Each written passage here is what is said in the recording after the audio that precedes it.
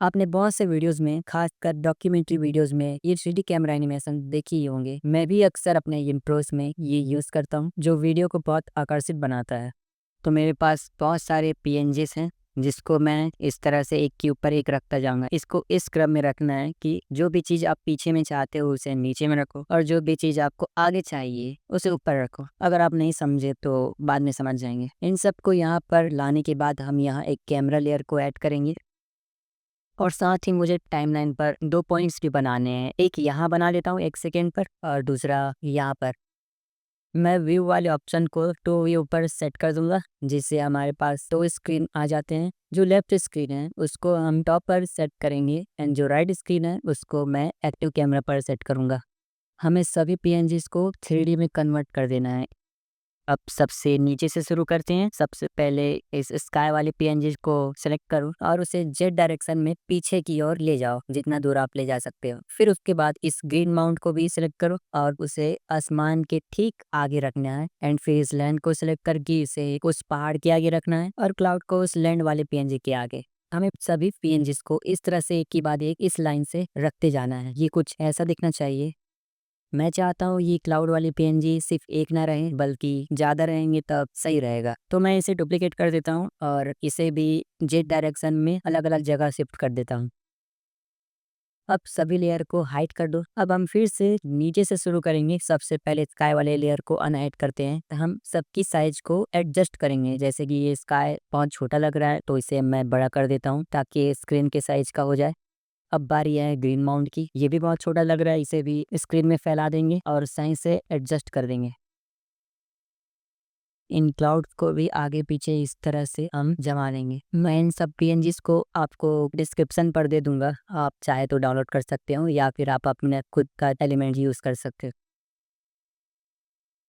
अब हम कैमरा वाले लेयर पर जाते हैं और इसके ट्रांसफॉर्म प्रॉपर्टीज को ऑन करते हैं। Point of interest and position के स्टॉप वॉचेस पर क्लिक करेंगे जिससे सेकंड मार्कर पर 2 की फ्रेम ऐड हो जाएगा। अब फर्स्ट मार्कर पर आएंगे। अब लेफ्ट वाले स्क्रीन पर कैमरा वाले लेयर को सेलेक्ट करके जेड डायरेक्शन में पीछे ले जाएंगे स्काई लेयर के पास कुछ इस तरह।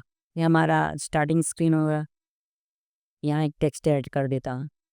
ये टेक्स्ट भी सही से दिख नहीं रहा है। एक काम करता हूँ, इस पर मैं एक ड्रॉप शेडो इफेक्ट ऐड कर देता हूँ और बस हमें इसके डिस्टेंस को थोड़ा सा बढ़ाना है लगभग 15-16 तक।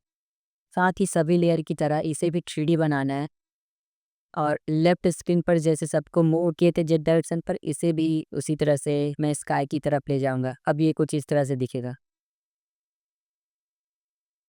ये जो प्लेन है ये ऐसे ही रुका रहेगा स्क्रीन पर तो सही नहीं दिखेगा, इसलिए हमें इसे भी एनिमेट करना पड़ेगा। तो यहाँ पर मैं इसके पोजीशन के स्टॉप वॉच पर क्लिक करके एक की फ्रेम ऐड करता हूँ। थोड़ा आगे जाकर इसे कुछ आगे मूव कर देते हैं। तो ये तो स्क्रीन पर दिख ही नहीं रहा, थोड़ा और काम करना पड़ेगा। इस की फ्रेम को थोड़ी देर के लिए मैं इधर लाता हूँ ताकि मैं इस प्लेन को देख पाऊँ और इसे हम नीचे की तरफ शिफ्ट करते हैं। फिर वापस से वो की फ्रेम को उसके वो पुराने जगह पर ले जाना। ये प्लेन कुछ ज़्यादा ही बड़ा है, इसको मैं छोटा कर देता हूँ। साथ ही ये जो एंड की फ्रेम है इसकी पोजीशन को भी मैं नीचे ला देता हूँ। अब सही से ये दिख रहा है। मैं एक चीज भूल गया था, इन की फ्रेम्स पर हमें कर्व लगाना है। तो इन्हें सेलेक्ट करेंगे, फ्लो चार्ट पर जाएंगे और कुछ इस तरह का फ्लो बनाएंगे जो शुरुआत स्लो से होगा फिर फास्ट होगा फिर से स्लो हो जाएगा। इसे अप्लाई कर देंगे। ये सब हो जाने के बाद हम यहाँ एक नल को ऐड करेंगे। ये कुछ ना दिखने वाली चीज है, मुझे बस कैमरा को इस नल से कनेक्ट करना है इसलिए मैंने ऐड किया है। तो इस थ्रेड से इसे हम लिंक कर देंगे। डायरेक्ट कैमरा पर कोई इफेक्ट मैं ऐड नहीं कर सकता इसलिए मैंने नल से इसे कनेक्ट किया है। अब नल पर हम एनिमेशन कंपोजर से एक इफेक्ट ऐड करेंगे जिससे स्क्रीन थोड़ी सी विगल करती है। ये वो इफेक्ट है जिसकी मैं बात कर रहा था, इसे हम अप्लाई करेंगे। इसकी इंटेंसिटी को सिर्फ 15 ही रखना है।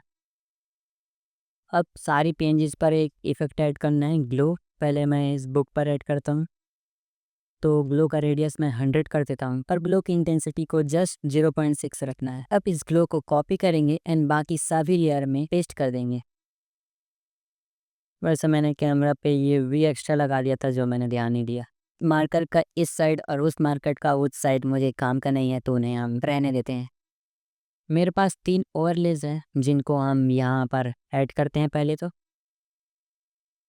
इसकी ब्लेंडिंग मोड पर जाकर हम इसे लीनियर डॉज पर सेट कर देंगे। तो ये कुछ इस तरह से दिखेगा, पर ये कुछ ज़्यादा ही दिख रहा है, तो मैं इसे थोड़ा सा कम करना चाहूँगा। इन दोनों लेयर की ऑपेसिटी पर जाते हैं और इन्हें सिर्फ 70% पर सेट कर देते हैं। एक और चीज़ है एडजस्टमेंट लेयर, उसे हम ऐड करते हैं। हमें इस पर एक इफेक्ट लगाना है और वो है सीसी विनेट इफेक्ट, तो इसे हम इसमें ऐड कर देंगे।